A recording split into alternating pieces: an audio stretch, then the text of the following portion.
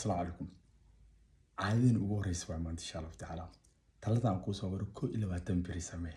waxaan isku dayi doonaa in caadooyinka iska dhisno walaal cadim weight loss ka arkaysid waa caadooyin isbiirsada waa maalin walba hadaa hal caado sameyso ama week laba caado aad sameyso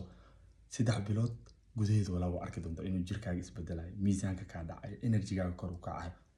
kaaga ma baahno taladan aan ku soo wado kaliya waxa u baahan tahay inaad ku istiigareyso kuna dulqaadato sidoo kale barnaamijyada aad ku jirto wax shaqo kuma lahan barnaamijyada iska wado caadadana noloshaada qayb kamid ah iska ka dhig inta badan fiirso dumarka yaanu u badan subax markaan soo kacano high cortisol hormone aan soo kacayna waxa ugu horeeya afkeena aan ku bilaawnana waa inaan maqaayadaha qaxwo ka sii marno ama Starbucks ka aad noqoto ama gurigaaga adigu ku sameyso ama fruit inaan sii qaadano waxaan ugu xigto waa movement-geena oo aad low ah ma dhaqaaqno oo wax socda ma sameyno waxaad ku bedeshaa bari laga bilaabo markaad soo kacdo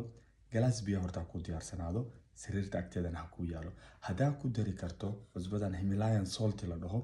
ku darso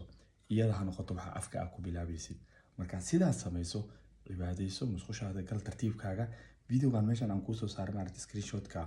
YouTube-ka ka daaro aalmiitada ay sameynayaan la samee kadibna waxaad isku daydaa 15 daqiiqo 20 daqiiqo amal markaad sameyso musqusha gal khabeeso danahaaga gal u fiirsa maalinkaas metabolism-kaaga sidoo isku bedelo energy-ga aad heli doonto iyo xataa firfircoonida iyo farxadda jirkaaga uu dareemi doono caadooyinkan yar yar wallahi alcadiim waa yareysanayna ma hayne isbedel weyn nolosheena ku soo kordhin karaan